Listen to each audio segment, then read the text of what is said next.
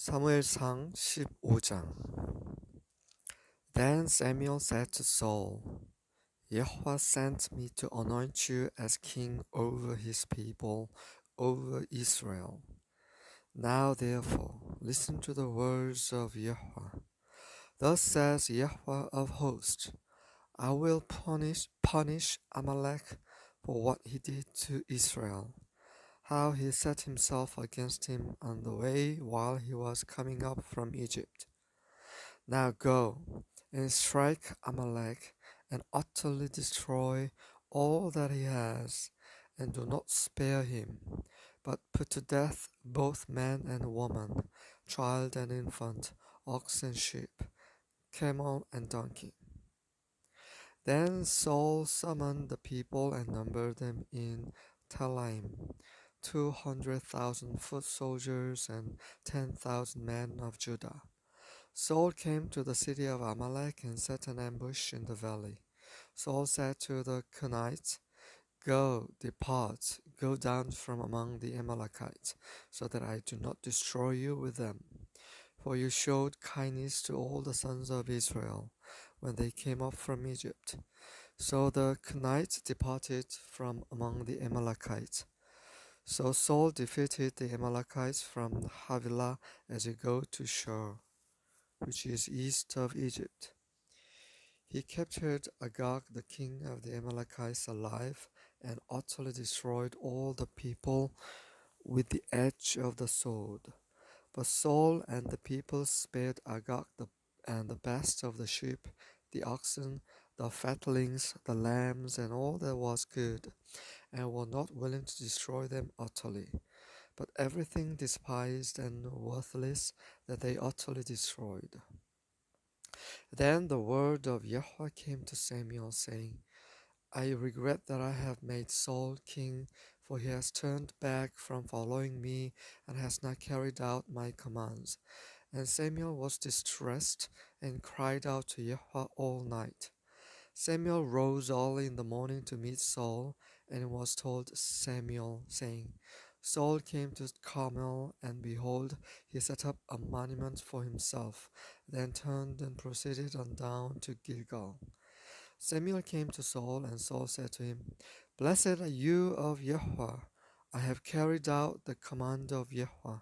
But Samuel said, What then is this bleating of the sheep in my ears, and the lowing of the oxen which I hear?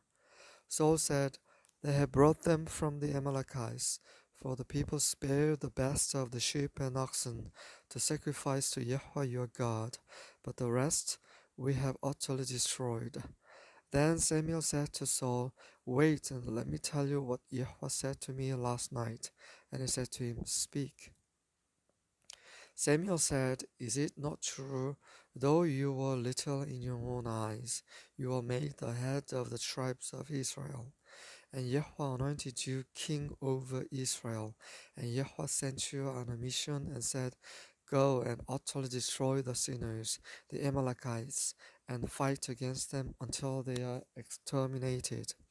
Why then did you not obey the voice of Yahweh, but rushed upon the spoil, and did what was evil in the sight of Yahweh? Then Saul said to Samuel, I did obey the voice of Yahweh. I went on the mission on which Yahweh sent me, and have brought back Agag the king of Amalek, and have utterly destroyed the Amalekites. But the people took some of the spoil, sheep and oxen, the choicest of the things devoted to destruction, to sacrifice to Yahweh your God at Gilgal. Samuel said, Has Yahweh as much delight in burnt offerings and sacrifices as in obeying the voice of Yahweh? Behold, to obey is better than sacrifice, and to heed than the fat of rams.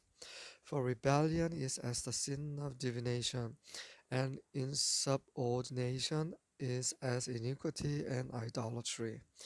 Because you have rejected the word of Yahweh, he has also rejected you from being king.